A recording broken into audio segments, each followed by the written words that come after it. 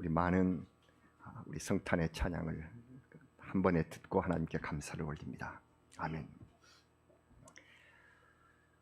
작년 성탄 때에 우리가 아는 세계의 여러 나라 언어로 성탄 인사를 나누었던 기억이 납니다. 그저 그때는 가볍고 즐거운 인사였었는데 코로나로 세상이 다 닫혀버린 이 시기에는 그때 우리가 아는 언어로 나누었던 인사가 여러 민족을 생각하면서 모든 것이 멈춰선 세상을 생각하면서 선교의 발길까지 다 닫혀버린 그때를 생각하면서 이런 때에도 주님의 은혜가 임하시기를 기도해야 하는 그런 마음이었구나 하는 것을 다시 한번 깨닫게 되었습니다. 우리가 아는 언어들 짤막하지만 이 시간 막혀버린 세상에 주님의 성탄을 축하해야 하겠습니다. 우리말 성탄을 축하합니다. 우리 한국의 모든 교회와 믿는 이와 이 땅의 백성들, 그리고 하나님 앞에 갈 수 없는 우리 북녘 동포들을 위하여 성탄을 축하합니다 하는 인사를 드립니다.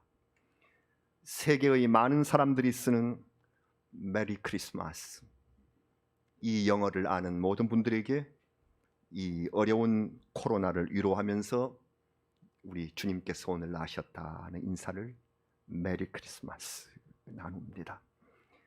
앞서 찬송했었던 노엘은 프랑스어의 축하 인사입니다.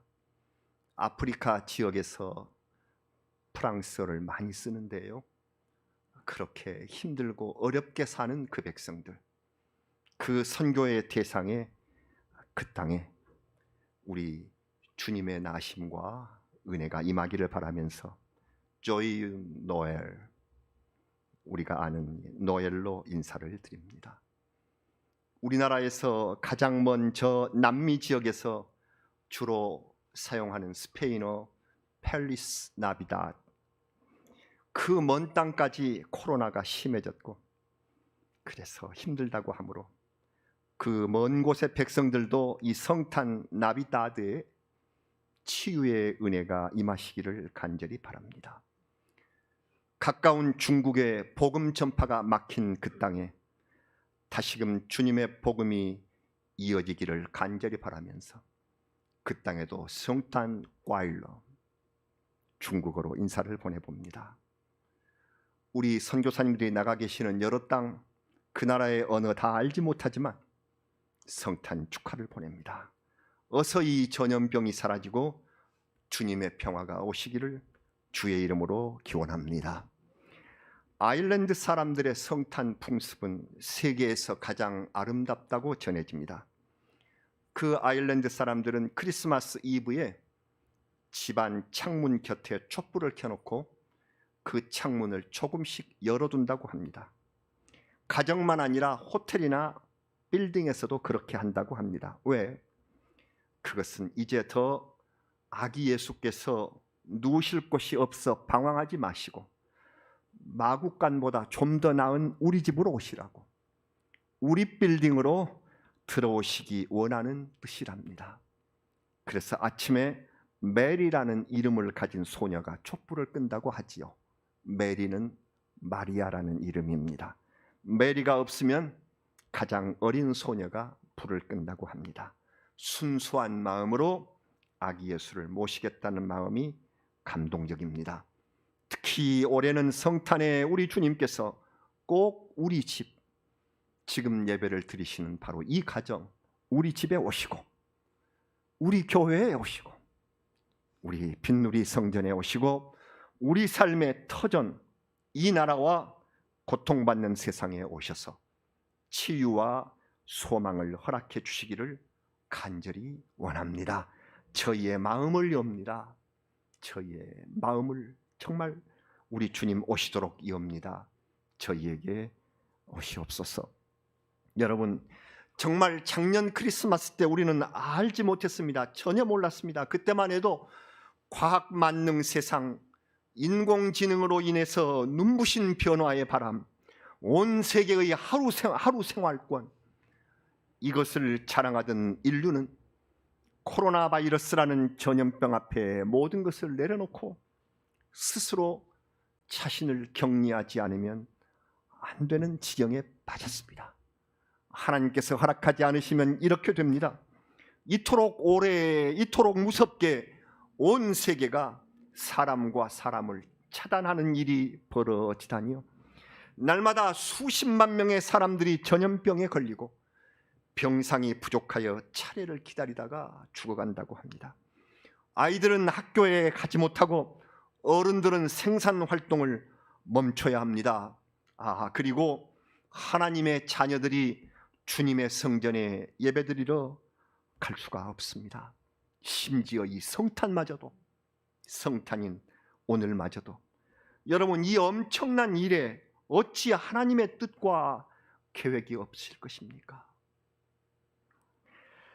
사랑하는 여러분, 인간은 역사를 중요시하고 이 역사를 기록해서 훗날의 귀감, 본보기로 삼습니다. 그러나 이 모든 역사는 하나님의 뜻에 따라서 이루어진다는 것을 알아야 합니다.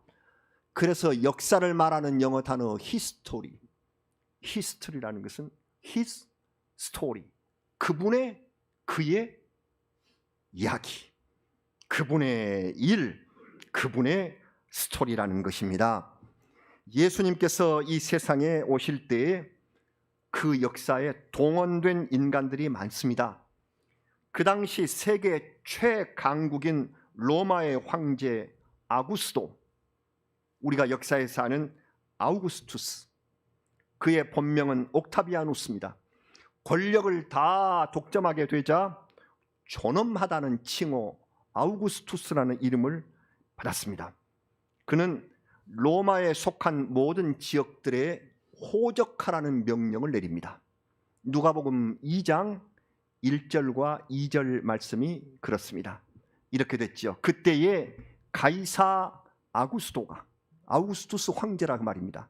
영을 내려 천하로 다 호적하라 하였으니 이 호적은 구레뇨가 수리아 총독이 되었을 때에 처음 한 것이라.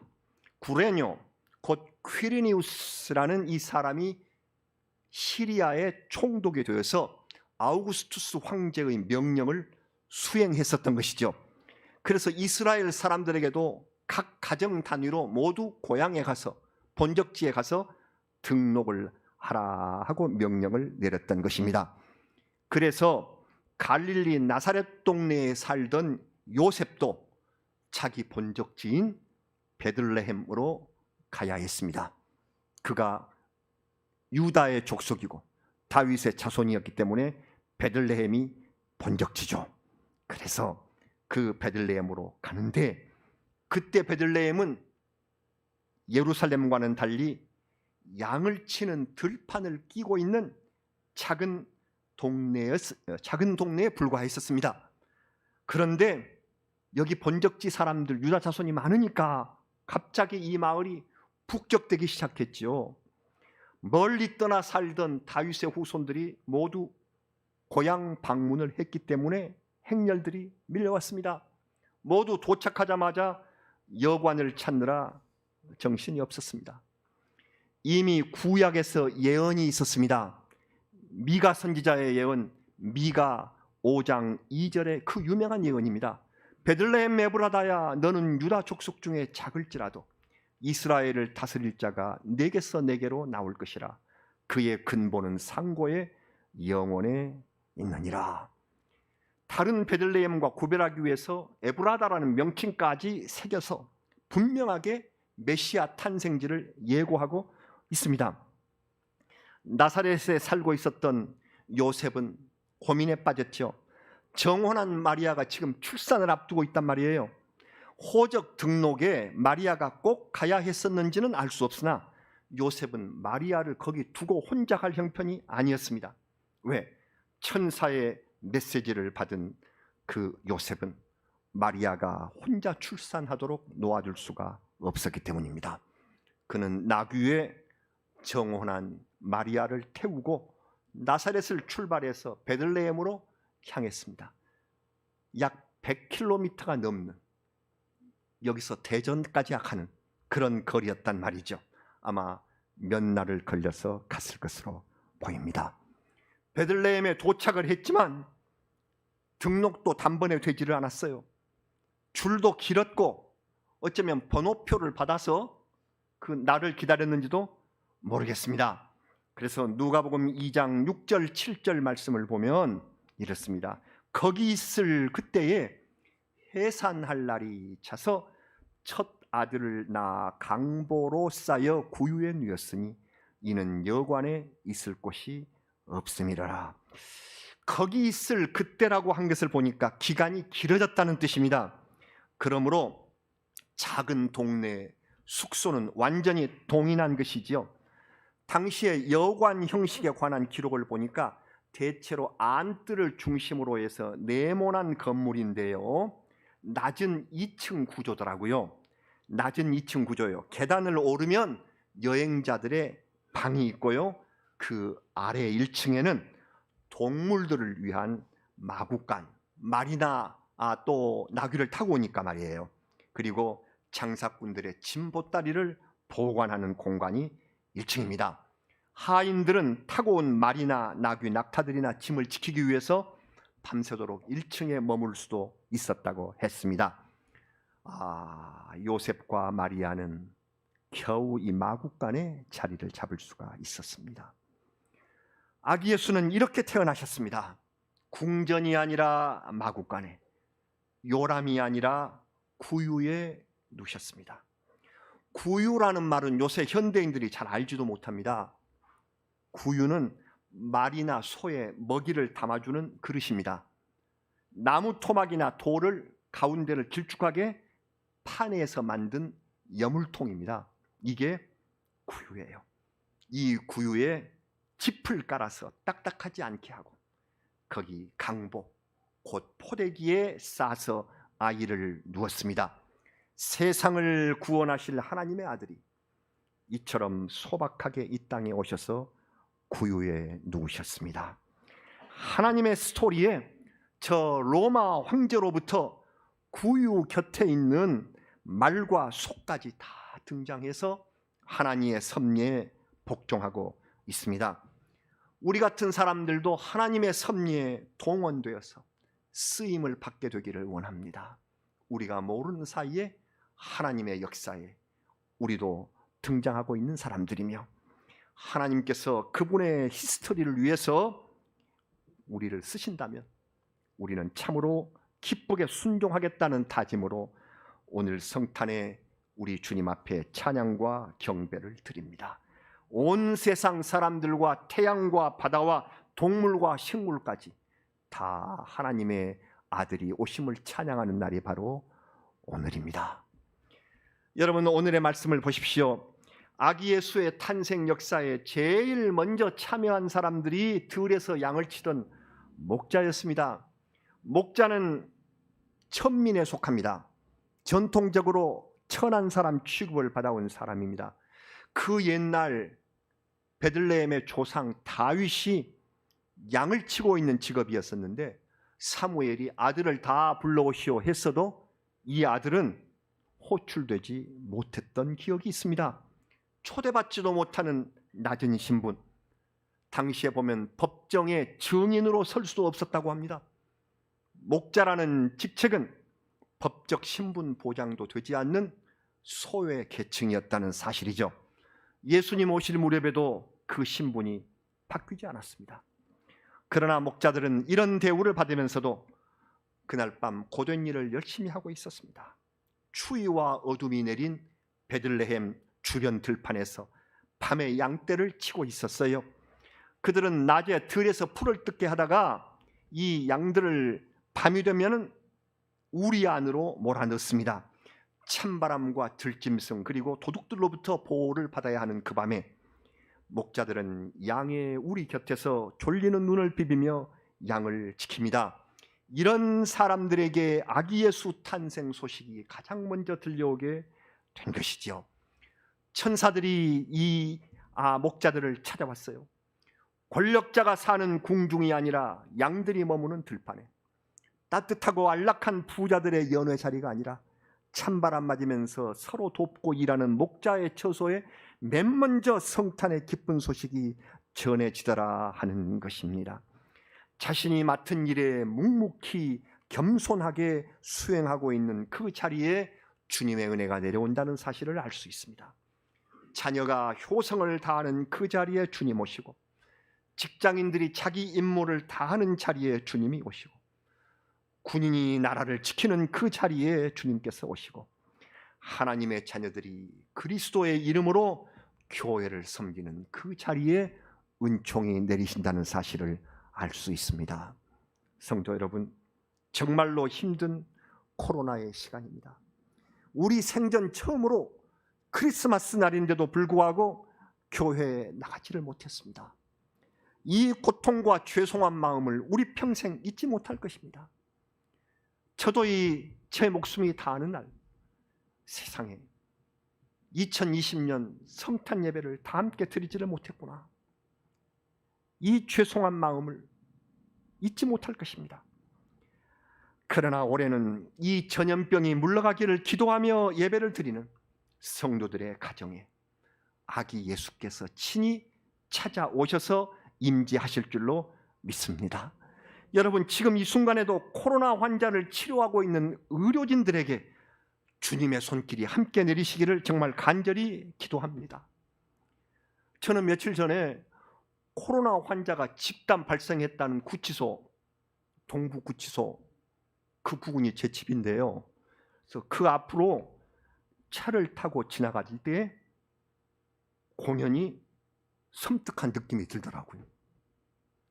여기서 그냥 집단 발병을 했다니 빨리 지나가야지, 그런 마음이 드는데, 방호복을 입은 채 환자를 직접 치료하고 돌보는 사람들의 심정이 어떨까 생각을 해보았습니다. 여기가 확진자란 말이에요, 환자란 말이에요.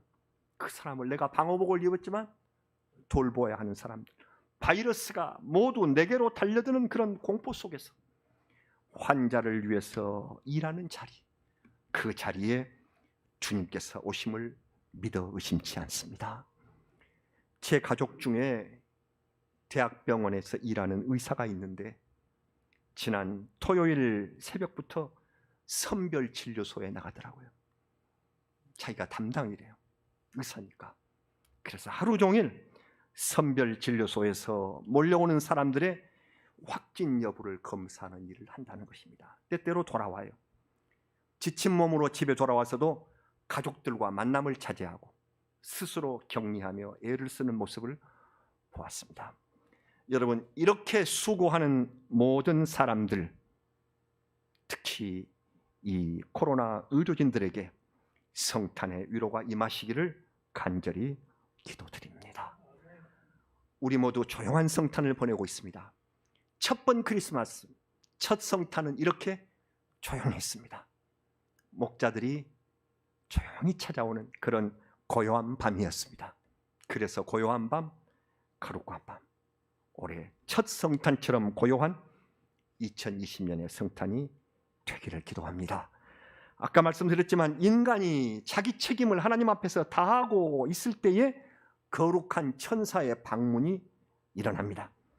목자들은 천사가 자기들을 향해서 오는 것을 알지 못했어요. 오시리라고 기대도 못했어요. 오히려 그들은 밝은 빛과 영광을 무서워했습니다. 성탄을 맞아서 우리는 비록 조용하고 격리되어 있지만 우리 주님을 위해서 겸손하게 일하고 있었는지, 코로나를 치료한 분들처럼 남을 위하여, 이웃을 위해서 헌신하고 있었는지를 생각해보는 시간이 되셔야 하겠습니다. 천사들이 오셨습니다. 천사들이 오신, 그 낮은 곳으로 오신 천군 천사들이 이렇게 찬송을 했습니다. 오늘 우리가 같이 읽으신 성경 말씀, 정말 다 외우고 계시는 누가복음 2장 14절 말씀, 이것이 천사들의 찬미였습니다. 다 같이 이 말씀 크게 봉독을 해보십시다. 지극히 높은 곳에서는 하나님께 영광이요, 땅에서는 하나님이 기뻐하신 사람들 중에 평화로다 하니라. 아멘. 오늘의 말씀 배경을 상상해 보십시오.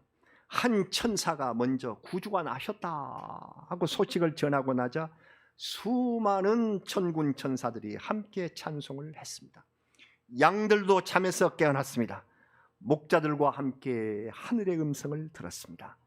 아기가 오심은 하늘에는 영광이고 땅에는 평화가 된다고 하셨습니다. 땅에 사는 우리들 모두가 다 평화를 원합니다. 지진과 기근으로 인해서 피폐해진 세상을 원하는 사람은 아무도 없습니다. 전쟁이나 핵무기의 사용으로 인류를 죽음의 길로 몰아가는 일을 우리는 막아야 합니다. 남을 미워하고 헐뜯으며 마음에 벽을 쌓으면 그때부터 하나님의 평화가 무너지기 시작합니다. 이 땅의 평화는 어디에 있습니까? 예수 그리스도 탄생 때 들려주신 지금 우리 봉독한 누가복음 2장 14절 이 말씀대로 하나님이 기뻐하시는 사람들 중에 평화가 있습니다. 평화는 하나님이 기뻐하시는 사람에게 주시는 선물. 여러분, 오늘 말씀의 제목처럼 이 땅에 평화를 주시옵소서 하는 성탄의 기도는 다시 말하면 하나님이 기뻐하시는 사람이 되게 하여 주시옵소서 하는 기도와 같습니다. 이것이 성탄에 선포된 까닭은 오늘 나신 예수 그리스도로 인하여 구원 백성이 되어야만 하나님이 우리를 기뻐하시고 그리고 우리가 하나님의 최대의 선물인 평화를 얻을 수 있다는 의미이기 때문입니다. 여러분, 하나님의 평화가 이 땅에 내리시기 위하여 우리는 그렇게 기도하면서 삽니다. 우리가 해야 할 일이 무엇일까요? 목자들처럼 먼저 구유에 누인 아기를 찾아가는 일. 땅에 평화다 하는 말씀을 듣고 그들은 아기를 찾아갔습니다. 밤이라 어둡고 추웠고 양들도 돌보아야 했겠지만 그들은 먼저 하나님의 기쁨이 되기를 바랬습니다. 베들레헴의 한 여관, 그 여관 아래 마구간 물품 보관소가 있는 그곳을 어떻게 찾아갔을까요? 성경에는 기록되어 있지만 아마도 틀림없이 천사의 별이 앞길을 인도했을 것입니다. 동방의 박사들도 큰 별의 인도를 받아서 찾아왔듯이 목자들의 길을 비추는 평화의 별이 있었을 것입니다.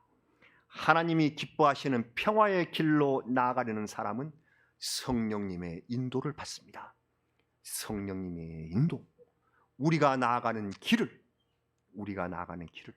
목자와 동방박사를 인도해 주시는 그 별과 같은 성령님께서 우리 나갈 길을 인도해 주실 줄로 믿습니다.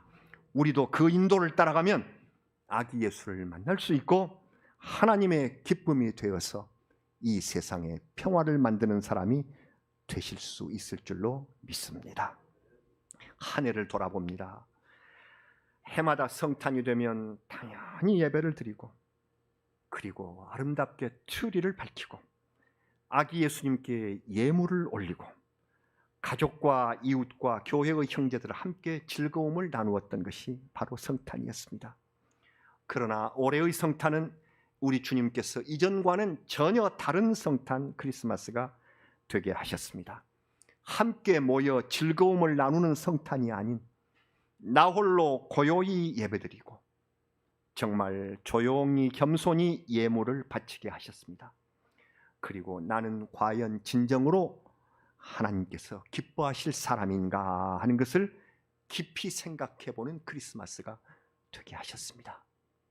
조용히 홀로 앉아서 가정에 앉아서 조용히 동방 박사들처럼 하나님께 예물을 올리고 그리고 나는 진정 기뻐하심을 입은 사람인가? 하나님이 기뻐하실 사람인가? 이 코로나는 지금껏 내 마음대로 살아온 인간들이 내 마음대로 자행자지했던 내가 홀로 자신을 고요히 돌아보는 다시 없을 기회가 될 것입니다. 여러분, 이 크리스마스를 잊지 맙시다. 이 외로운 크리스마스, 이 정말 혼자 앉아 있는, 성전에 오지 못하는 크리스마스를 잊지 마십시다. 홀로 조용히 지나온 세월 돌아보는 이 성탄이 되시기를 다시 한번 바랍니다. 그분의 스토리, 히스토리. 하나님은 인류의 역사를 계획하시고 움직이십니다. 우리는 그렇게 움직이시는 하나님 앞에 기쁨이 되기에는 참 부족한 사람이었습니다. 기쁨이 되지 못했기 때문에 평화가 없었습니다. 우리 마음속에 항상 미움과 다툼, 전쟁과 파탄이 가득했습니다. 세상에 없었던 2020년 이 성탄을 주신 하나님께서는 우리가 목자처럼 조용히 아기 예수를 찾아서 평화를 회복할 기회를 마련해 주시고 계십니다. 여러분, 간절히 바랍니다. 코로나가 사라지고 우리 마음에 하나님의 기쁨과 평화가 찾아오기를 간절히 바랍니다. 주의 이름으로 축원합니다. 오 주님, 이 땅에 평화를 주시옵소서. 하나님의 기쁨을 받은 우리의 모든 성도들 여러분, 메리 크리스마스. 주님의 평화가 온 가정에 그리고 우리 교회에 임하시기를 주의 이름으로 간절히 축원합니다. 아멘. 같이 기도드리겠습니다. 오 하나님, 모두 즐거워하며 하나님께 영광을 돌릴 크리스마스 때 다른 해와는 달리 고요한 평화를 마음속에 새기게 하신 하나님, 다시 한번 이 세상의 모습과 형편을 바라보면서 주님 앞에 깨닫고 머리를 숙입니다. 무릎을 꿇습니다. 하나님 기뻐하시는 사람이 되게 하여 주시옵소서. 하나님의 기쁨이 되기에 부족한 저희를 용서하여 주시옵소서. 아기 예수 같은 순결한 심령으로 다시금 변화받아 성령님이 인도하시는 길을 아름답게 걸어가는 우리의 남은 인생이 되게 하여 주시옵소서. 어서 코로나를 물리쳐 주시기를 바라오며 이 코로나에 걸려서 신음하고 있는 분들에게 위로를 주시고 그들을 치료하고 있는 모든 의료진들을 주님께서 사랑해 주시옵소서. 온 세계, 아프리카, 러시아, 저 땅 끝까지, 그리고 우리 교회와 관련되어 있어서 이 선교하고 계시는 모든 선교사님들, 힘들고 어렵겠지만 오늘 태어나신 우리 주님의 영광, 그 기쁨의 빛이 그분들에게 모두 비치게 하셔서 땅 끝까지 예수 그리스도의 구원을 알게 하여 주시옵소서. 감사와 찬송을 올립니다. 오늘 태어나신 우리를 구원하신 예수 그리스도의 이름으로 기도드리옵나이다. 아멘.